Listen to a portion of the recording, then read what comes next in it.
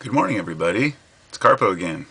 Today I'd like to read you a story I wrote, or should I say rather a poem, or should I say rather maybe a booklet. And the title is 12 Steps to the Decline of the USA. A lot of people might take these things personally, but don't, because we're already in the midst of it. So, 12 Steps to the Decline of the USA by Carpo. Number 1. Create a fear through false flag attacks and convince the American public to go to war and slowly give up their rights while thinking they are doing the right thing. Then promote that fear on television on a regular basis. Number 2. Use this event to declare martial law under the premise of saving us from the hidden enemy that we have created, thus controlling the media and popular opinion. Number 3.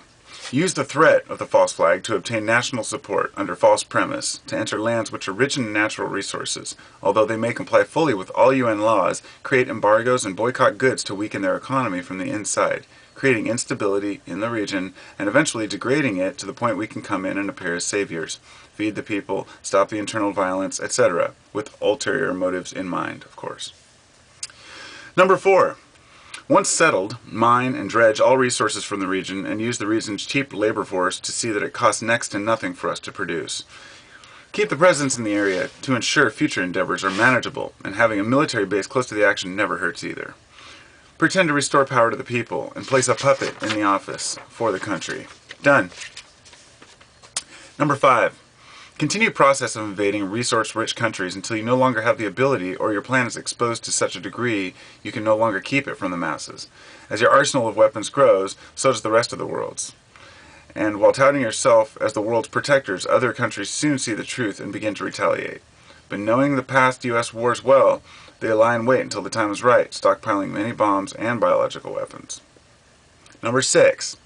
By the time the technological revolution reached a critical point, like in the early 21st century, those other countries soon realized that weapons are worthless in the new age. They keep them, but find an easier way. The way to attack had never been simpler, for we had created the ultimate Ho Chi Minh Trail right to the front door of every person on the planet. The Internet. While the CIA may have had a heyday with all the information they could collect on their own people, here and abroad, the door always swings both ways.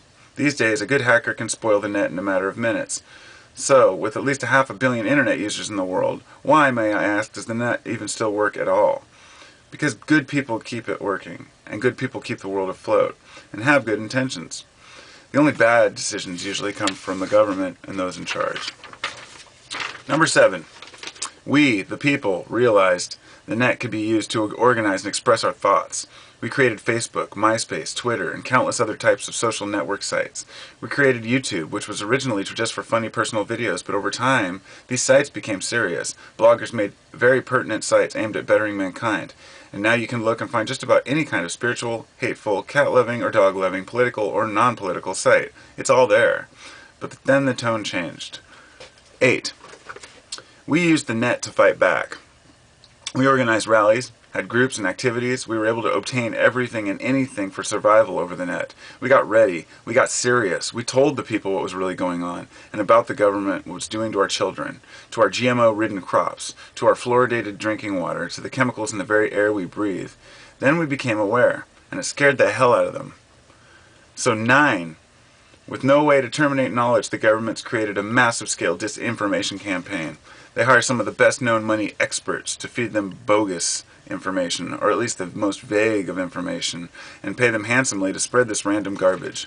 It is what keeps most investigations into the financial system useless and dead-end. Your fiat money continues to climb, making your personal money useless by the day. Inflation creeps up to the economy bit by bit, and most people do not question or notice it. Number 10. People become destitute. A depression creeps in until the people are begging for food like never before. The famine is blamed on the massive droughts of 2012, and the prices for staple goods become unaffordable for the average person. Purchases dwindle at the markets, and jobs follow. FEMA declares a national emergency, but it's too late. They keep pumping more and more money into the economy in a desperate attempt to stop the flow of anger. But like a leaking dam plugged with $100 bills, the crack gets bigger and bigger and bigger. 11. The anger hits critical mass. People begin flowing into the city streets. Protesting, fighting, and vandalism eventually get no reply and lead to full-blown civil unrest. No homes to go to, nothing left. Folks begin looting everything in sight. in an organized fashion at times, and sometimes just raging theft. With the targets being food and the survival items, it would be widespread. The National Guard would be called in to assist, but in a nationwide event, our troops are everywhere else around the world. Many would simply not fight, as their families would be among those affected by the corporate thievery that led to the collapse. And 12. The 1% wake up and look out their windows to realize they have all the money in the world and their money is completely worthless. People run on food, no gardeners, no security guard, no chauffeur. Cash is completely worthless. These people become just another sucker in line for food stamps. We will take years to rebuild our way of life, if it is possible at all. The entire system would have to be redone, inside out. In fact, the structure as it stands would only last another 5 years tops, as of 2012, in my opinion. So many people have been wronged, so much genocide, so many countries raped of their oil, their diamonds, their minerals and coal. We live in a sad world where money is king, and everyone wants that cool stack of green bills, in the US anyway, after payday. The new government will claim that money failed, that each person will be issued a ration card based on your social security number. The chip will have a passive tracking chip inside the card and will be scanned each trip to the local federally mandated or controlled market to ensure you get your rations. You will say hell no right now, but when you're starving and your kids are hungry, these things might change. These cards at first will be optional, but everyone will eventually learn to change the page. That's it.